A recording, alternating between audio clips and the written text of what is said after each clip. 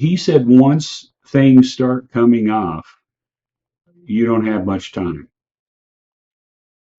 So my wife got her plane ticket and everything, went to go see her brother. Well, the day before she was supposed to get there, he passed away.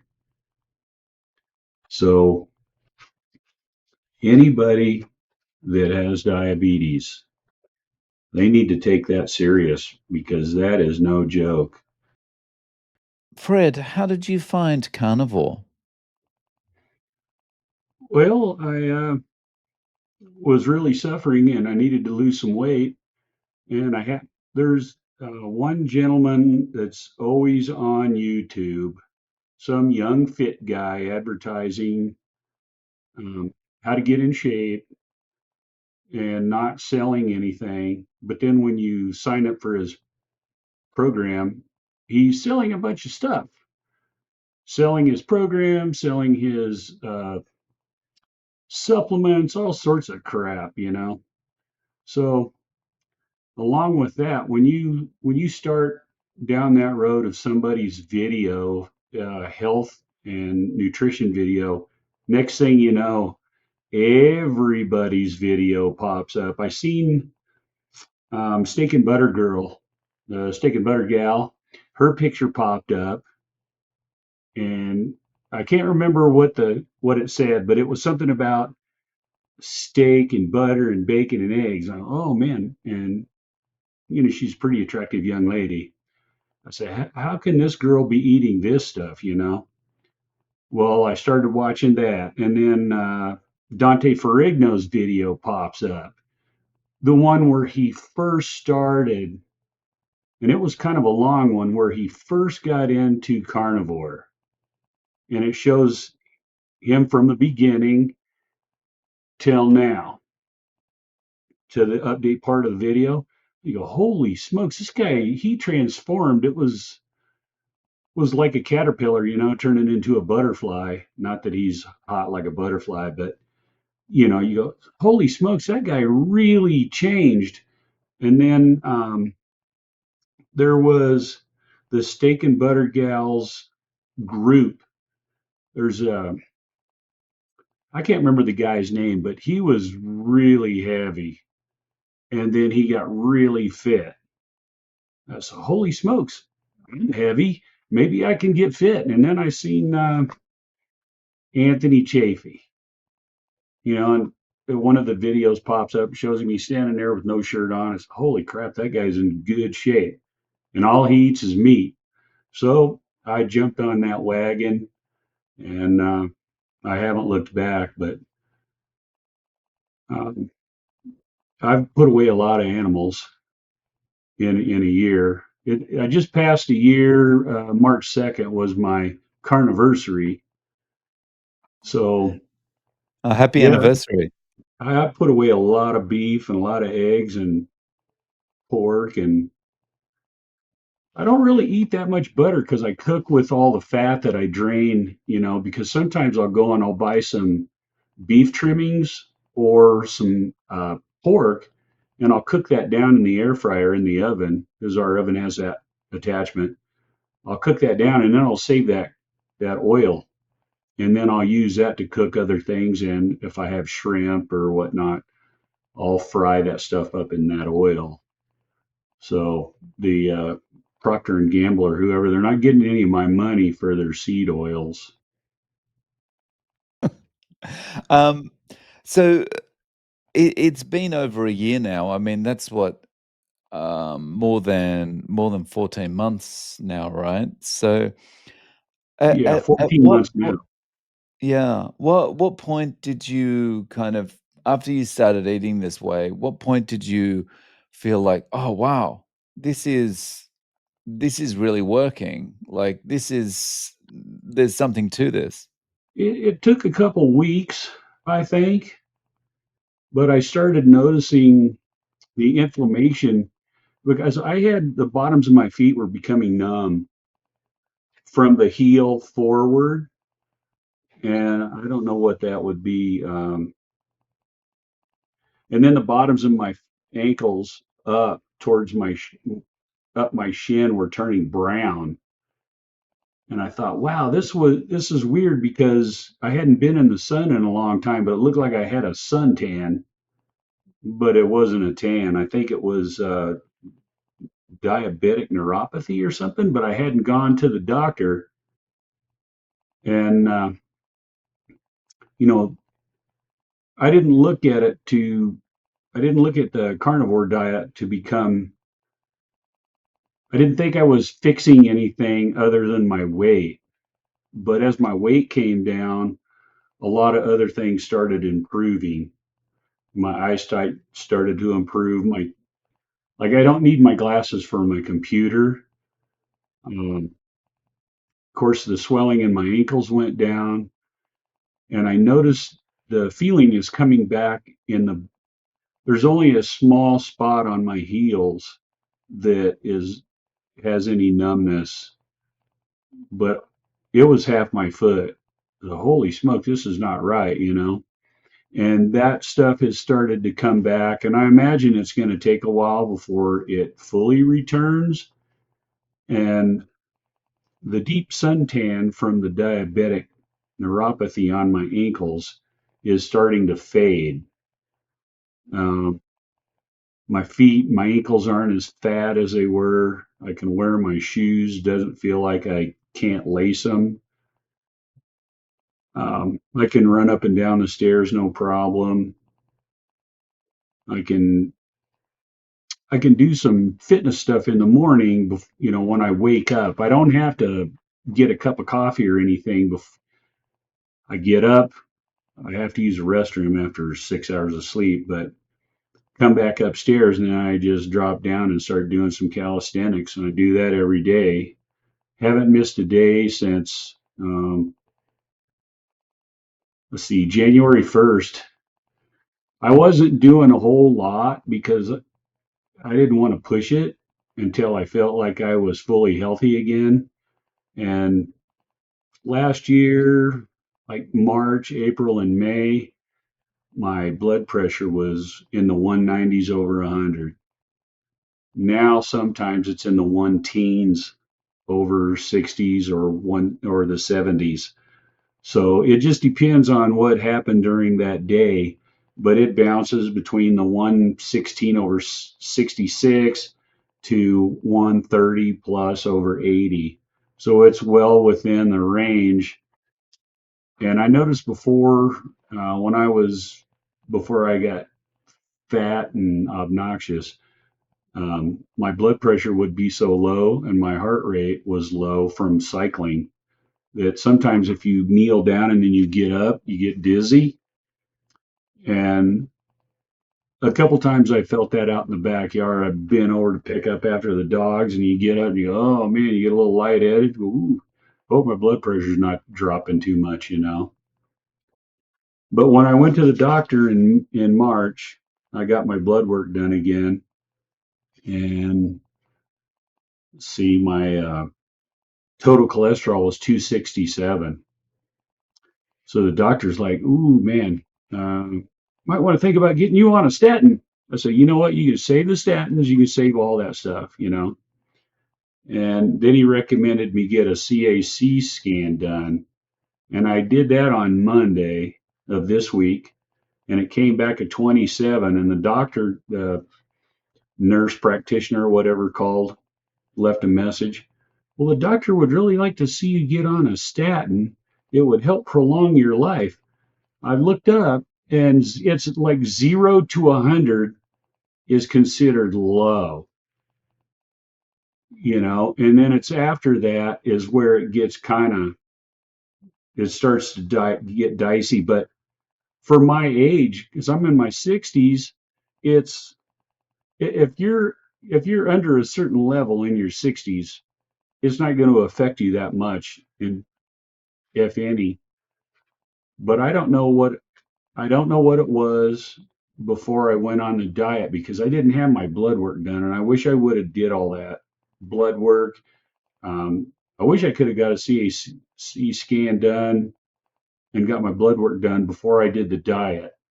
That way I would know if anything had progressed or regressed in the year, because I know that eating meat and the, I guess it's saturated fat from the beef, it's not going to plug up your arteries, because if that stuff sits out at room temperature, it gets soft. Well, I'm not room temperature unless it's 100 degrees outside, so it's not going to solidify in my body. But I do have a couple things that I want to talk about, and I'm going to have to use my goggles for this. I think most people are suffering from Stockholm syndrome. Most people that aren't in the carnivore diet. And Stockholm syndrome is feelings of trust or affection felt in many cases of kidnapping or hostage taking by a victim toward a captor.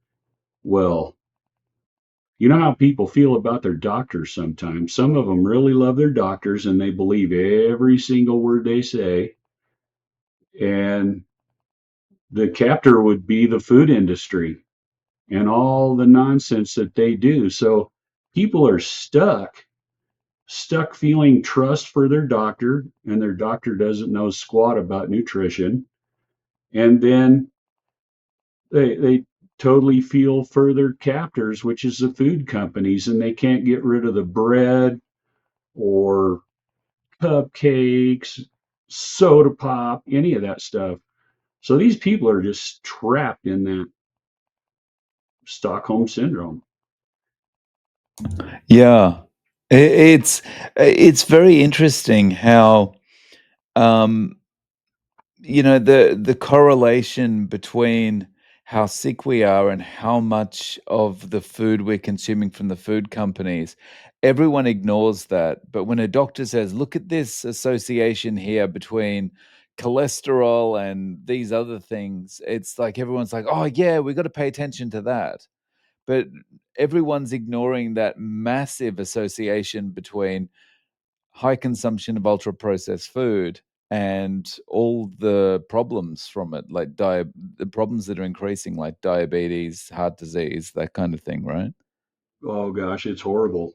We go to Costco, and when you go to Costco, you'll see people with their baskets, and they're stacked, but there's no food in there. It's all boxes, boxes of cereal, boxes of Wheat Bix, um, other stuff pretending to be food. And I got my basket, but it doesn't have a whole ton of stuff in it. It might have uh, 5 dozen packs of eggs because that's what I try to buy at a time. Be 15 dozen eggs last me about 10 days, and 3 or 4 packs of bacon, which gets me through the week. And then I might get some other beef to go along with it or some sausages to throw in with my breakfast. But it's a dozen eggs for breakfast. That's what my wife and I have. And then I give a little bit to the dogs. And when I go and buy hamburger, it'll be 80/20 at this one store that we go to because Costco, they have the driest hamburger. I don't know if you go to Costco, but they don't have any 80/20 at Costco. They got these little tiny packs. What am I supposed to do? That's a one burger right there. And so my hamburger patties are usually half to 3/4 pound each. So I'll get uh, a 2+ pound pack of burger, and that'll make 5 or 6 patties. And that'll last me a day or two because I might have 2 burgers for dinner and then another one or two at lunch each day. But yeah, it's working out really good. When I got my cholesterol and my blood work done, 2 months ago, it was a year ago, last March, my HDL was 30 and my triglycerides were just under 300. And my doctor never said anything about, oh, you might have diabetes. None of that. But my total cholesterol back then was like 199. So it was under the magic 200 total. But now my HDL is 49 My total cholesterol was 267. My triglycerides or glucose or something was in the 80s. So it was really low. It was over two-thirds less than it was last year. So everything was really good. My testosterone jumped up just under 300 points from where it was. And he's, wow, everything's looking really good on your blood work. Your testosterone's really good. You're this and this. And then he looks at my total cholesterol. He's going, we might want to suggest a statin. No, you can keep all that stuff because I want to have my faculties when I get older. I don't want to be a vegetable and drooling, you know? Right. Yeah. And so with this change in you, like you've also dropped some weight, right? Oh gosh. Well, from 118 kilograms down to 87 this morning. It was so the last 2 days in a row has been 87. And before that, it was 89. I've been And like 88, 89 kilos, pretty steady. And when we came to the holidays, Thanksgiving and Christmas, I did not fudge on any of that. We didn't have any of that stuff because I do the cooking here at the house. And I got some of that inside skirt steak and tri-tips, and that's what I made. And there was no potatoes, there was no pie, there was no nothing. And last year I blew past my birthday, no pie, no cake, no ice cream, no nothing.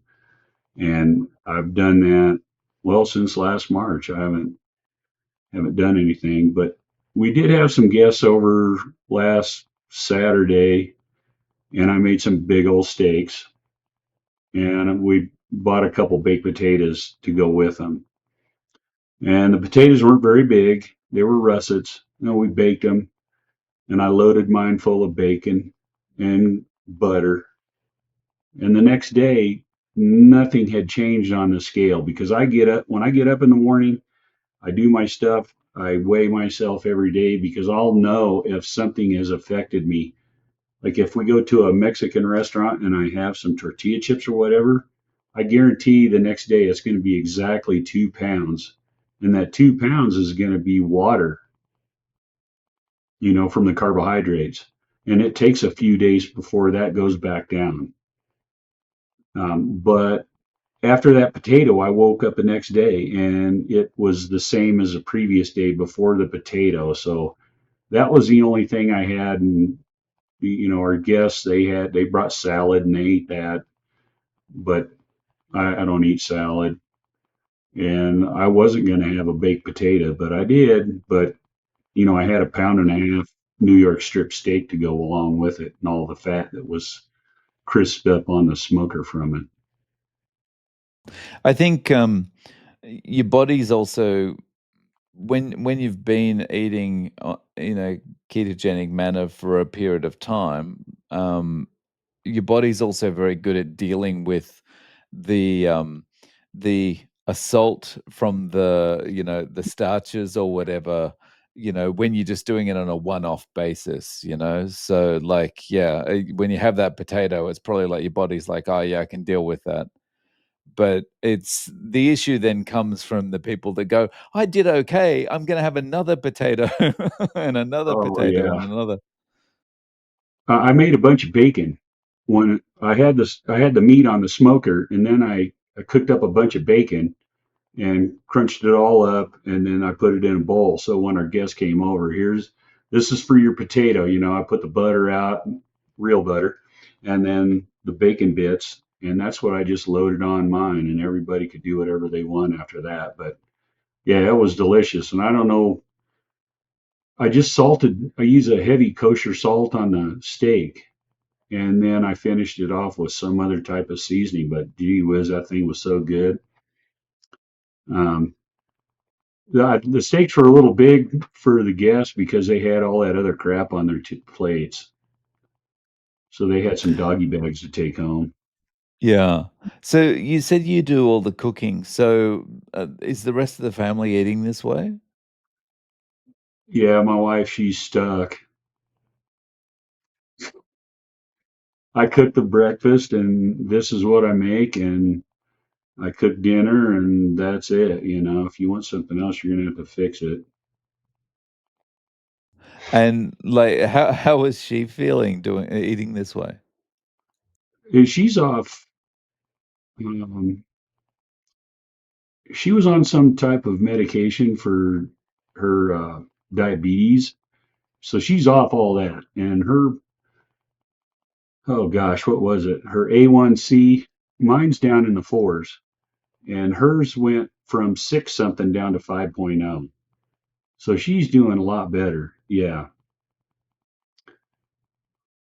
Oh, She that's hasn't realized fantastic. a bunch of weight loss like I have, but sometimes she'll eat salad, or if we go somewhere, she doesn't eat the bread, and she has like carnation stuff, some type of flavored drink stuff she puts in her coffee in the morning, but that's got soy and some other crap in it. I don't adulterate any of my drinks with that. And I dropped the regular coffee for decaf. And I drink the decaf just because I like something to go with my breakfast versus water, but I don't put anything in that neither. And I'm thinking I might, once my decaf, I got whole bean coffee from Costco decaf, and when that runs out, I may not get any more.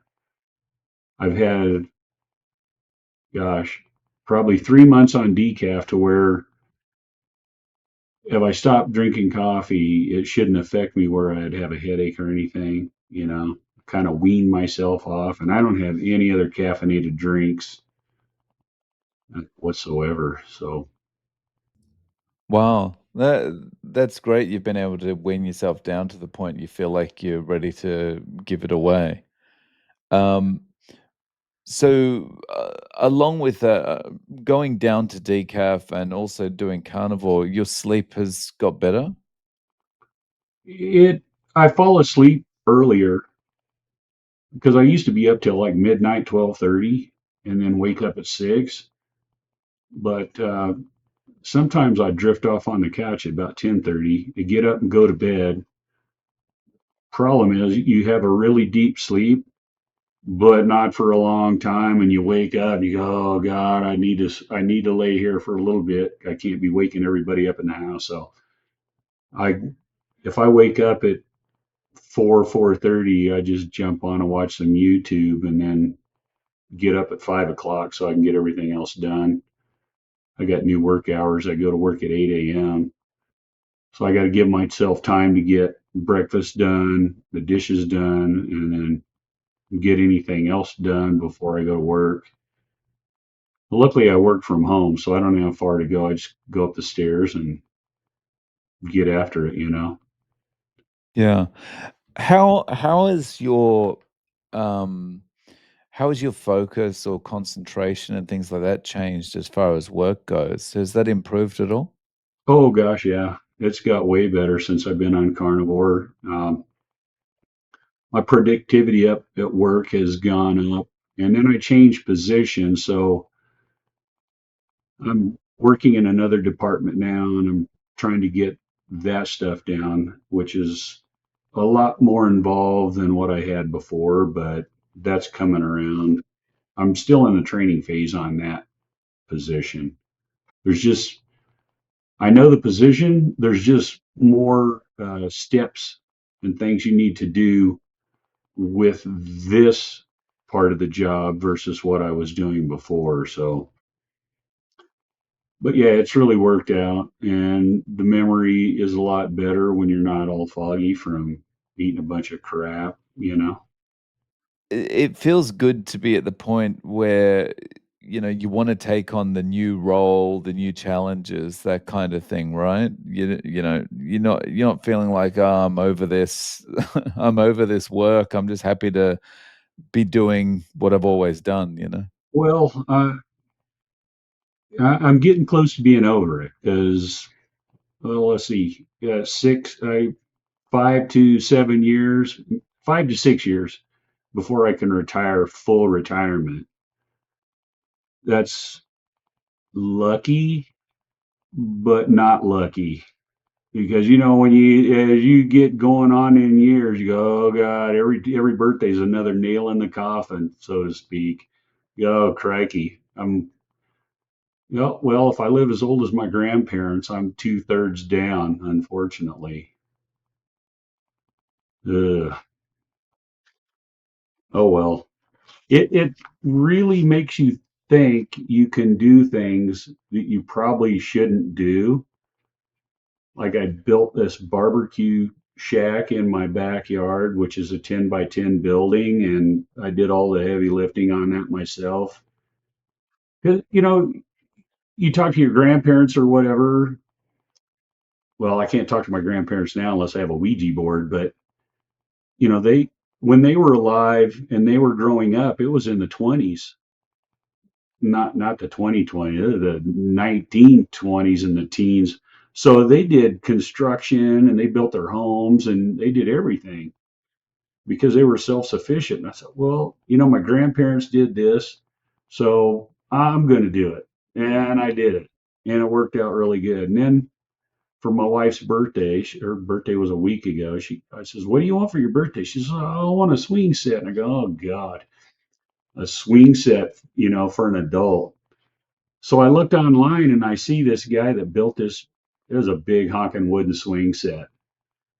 So I seen what he had. He had the ends, and then he bought all this heavy cedar lumber. A 12-foot long beam across the top, and that thing was heavy. I put that together yesterday and today. Oh man, my muscles are sore. That I don't know what that thing weighed, but it was plenty. And then you got to tip it up, get a ladder underneath it so you can get everything positioned, and then start putting the rest of the legs and stuff on it. So I got to where I needed to put one more um, post in, one or two, and then my wife came over and she got that positioned. Once I had everything lifted up, and this morning I felt it. My muscles were really torqued.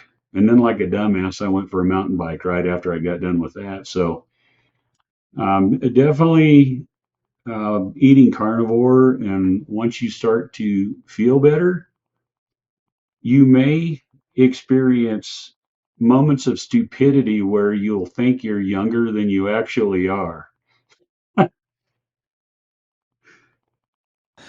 But it is nice to experience those moments, though. Maybe not the consequences, but it is nice to feel like I can still do this stuff. I still have the fire in me, you know? Yeah. Oh, look at that old dumbass over there. He's going to fall down dead.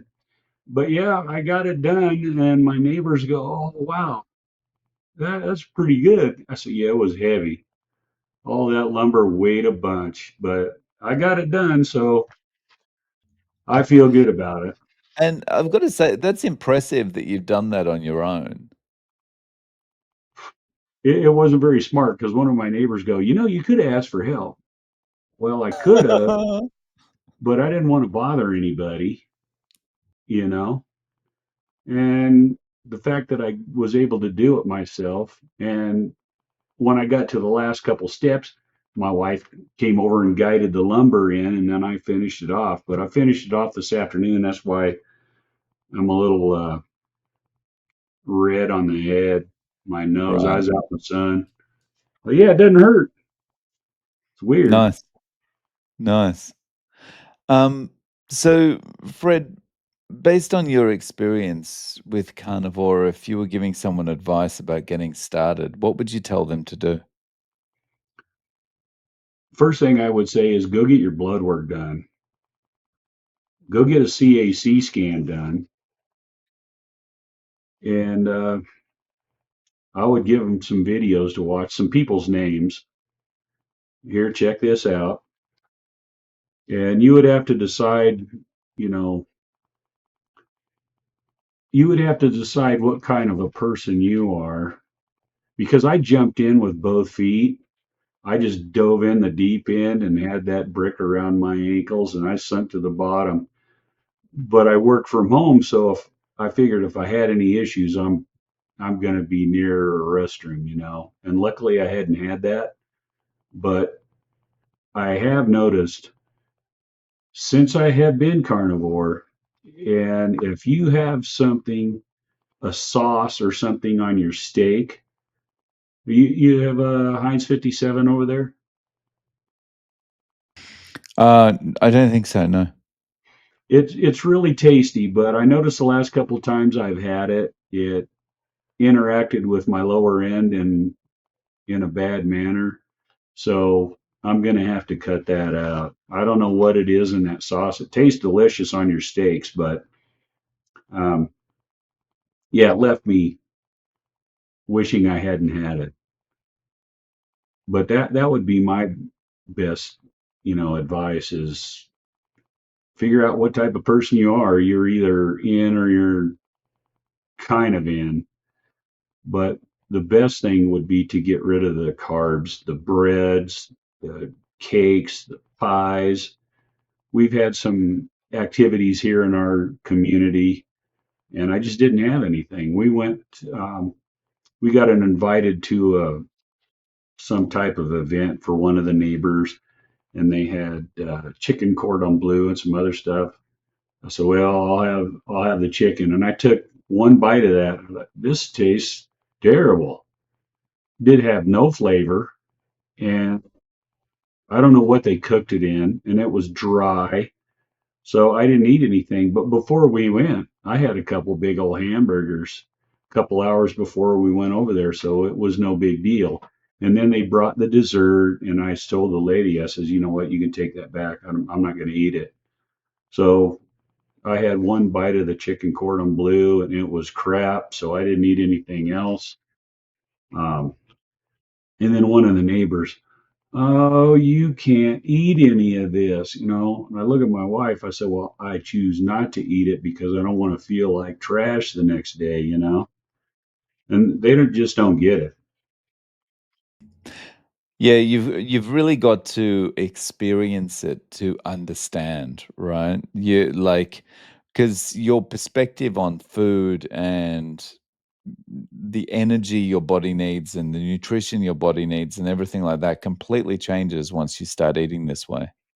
Yeah, it's weird because I worked all morning finishing up my wife's swing set, hopped on my mountain bike, and this was 1:30 my time, so I hopped on my mountain bike ride, went for a little over an hour on that, came back, and I never had that low blood sugar drop, you know, where you're exercising and then you go, oh man, I need something to eat. Yeah, I never got that. It's weird.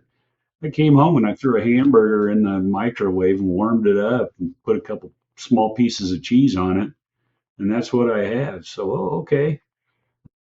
But yeah, that was pretty easy. I will Mm. say, uh, back in August, September, my wife's brother, he had diabetes, and I was sending him videos, your videos and some other videos, and then he always said he couldn't see him. Well, a couple months after that, he sent my wife a picture of his leg, and it was just really jacked up. I don't know what it was, necrotic, and they had to amputate. And then they came back and they took above his knee. And then a month or two later, they started taking some digits off his hand. And I told my wife, I says, you better go see your brother. That, what's that surgeon? Gary Fetke? Is that That's right, Gary Fetke, yeah. he said once things start coming off, you don't have much time. So my wife got her plane ticket and everything, went to go see her brother. Well, the day before she was supposed to get there, he passed away. So anybody that has diabetes, they need to take that serious because that is no joke. Um, and when stuff starts getting chopped off, your days are super numbered, and it's not for long. It's in the short end. You're going to be getting the short stick on that. And I see these, I'll be watching your videos or Steak and Butter Gals videos or whoever, and they're always got these Giardians and Ozempic commercials and their fancy little dance and help control your diabetes. I said, I'm going to throw a steak on. That's my Ozempic, or my Giardians. I got some pork ribs I'm going to make. If you have this, you're not spending money on that other crap that's not going to do anything. um, Dr. Eric Westman, he said that when you stop taking that stuff, the weight comes back. But most of the weight that you lose is muscle mass. So if you're losing muscle and then you stop taking it because it's too expensive, the weight comes back, but it's fat. So now you're even worse off, you know? Or if you just cut all the trash, don't take that medication, eat some steak or burger or whatever you want to eat, you're going to hold on to your muscle and you're going to lose everything else. You're going to lose your high A1C. Your blood pressure is going to get better. Everything's going to improve, and you don't have to take any medicine that's going to cause you issues later on, you know. And I just see these people at the store, and you just want to go up and shake them. You are killing yourself with everything in that basket. But they'll look at my basket, and all I got in there is meat and eggs, and they're look at you sideways like, man, your cholesterol is going to be jacked up. And I go, well, you need cholesterol. Every cell in your body uses cholesterol. Your liver makes cholesterol. Why would your body jinx you if you didn't need it? My body's sabotaging me. My cholesterol's all jacked up. Well, no, you need it. You need it for your hormones. You need it for your cellular structure. You need it for everything. But they try to lower it. And by them doing all this stuff to our food and medications, they're keeping us trapped. It's basically a form of control where they keep you under your thumb so they can control you.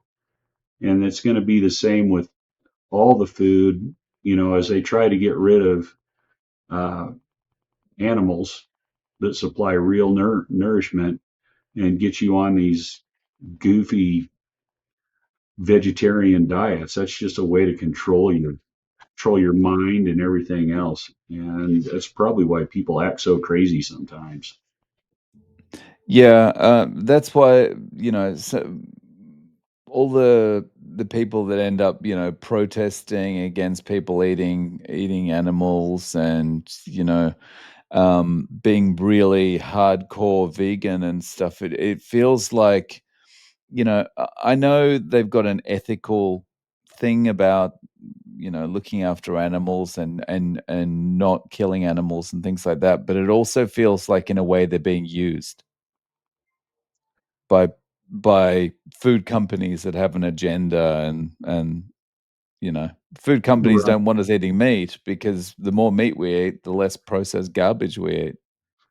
Exactly. And that's where that Stockholm syndrome comes into effect. These people are just trapped in their mind through the control of these companies. And it's pretty sad. But the more videos I watch of yours and all the people and their conditions, I come to the conclusion, when the doctors say, well, your family has diabetes in it, you're likely going to get diabetes. Well, you would have a proclivity toward diabetes if you're eating the same junk as everybody else. And if you don't eat that, you're not going to be affected because your blood pressure is going to stay down, your heart's going to be in good condition, Your A1C is going to be where it needs to be because you're not filling it full of trash. Well, if you're not filling it full of trash, you're not going to have any of these other diseases. Well, cancer runs in the family. Well, what's everybody eating that has cancer? They're eating cakes and pies and soda, and they're doing everything they shouldn't be doing. And if you're not doing that, you're likely not going to catch any of these diseases. Right. It's like when you hear people say, "Oh, well, this chronic disease is hereditary." It's like, yeah, that's because 'cause you're watching what your parents eat and you're doing the same thing. Yeah, monkey see, monkey do. A friend of mine, this is quite a while ago when I seen him back in July. I was telling him the benefits of eating this and not eating a bunch of crap because we went to a birthday party and I ate before I went to the birthday party. And they had these big subs and all that bread and everything. And he goes, "Well, it works for you." Well, it would work for you too. And that guy suffers from gout, but he eats a lot of spinach and everything else. He eats all this stuff that he thinks healthy, but he has all these health problems. Well, Y you And the know, doctors have scared him into believing that meat will make it worse, right? yeah, most likely. But if somebody's telling you to do something and that stuff ain't working, you might want to look for other options. Not I'm not going to eat this crap if it's going to cause me problems. I'm going to eat this, which doesn't cause me any issues. So I don't know. Yeah, If somebody asks me, I tell them, and that's it. I think the key thing, just building on what you just said there, is, everyone's got some kind of agenda. The only person that doesn't have an agenda and is not gonna lie to you is your body. And, once you start putting the right food in, your body's gonna tell you whether it's right or not, right? So, if you start to feel better, then you're probably on the right track. And, it seems that we've found the right track, right? Oh gosh, 100%. And I don't know what. Um, it's odd because you'll have people telling you how good salad and fruit and veggies and everything is. Well, if you believe that, why would you not believe your neighbor telling you, you know what, I feel way better eating meat and I got rid of all this other stuff. And this is what's happened to my body and my blood work. Oh, how's your cholesterol? They're so worried, you know. You believe this, but you don't believe this because you have so much faith in the television set and your doctor. And oh, I'll just go get the Giardians or the Ozempic. Oh God, don't do that. And one of the things on that commercial is, I've dropped up to 47 pounds. I don't know how much it costs you to take that medication for 47 pounds, but you can lose a lot more than that, not spend that money on that medication, use that money, and it's like 300 or so dollars a month at least for that medication, those shots. Well, that money would buy you steak or any other meat of your choice. You're not going to be throwing anything out because I don't buy vegetables and that stuff. It seems like it goes bad from it's a 40-mile trip to town for us. So it seems like when you get it at the store and you bring it home, it's like already started to go bad. Well, I got a cooler and I put the meat in there and I stock up the freezer. I don't throw any meat away. The vegetables get thrown away because they don't get eaten in time, which it seems like the lifespan of your vegetables when you go to buy them at the store is they just they go bad quicker than a fly passes away. That stuff is not good. I don't know Yeah, what the it is. lifespan of the vegetables is similar to your lifespan if you eat those vegetables, you know? And you know what? These folks that go, I eat living food and you're eating death. Well, let me tell you, when you pick your plants, that stuff ain't living. You killed it. It was alive on the plant. You killed the plant, and now that stuff's decaying super quick, way faster than your meat's going to go bad. So I don't know. These people are suffering from some type of debilitating issue where they can't think straight. Right. Yeah. So, Fred, if people want to reach out to you, do you have any social media or any way of getting in contact? I do not, but they can, somebody can email me if they want.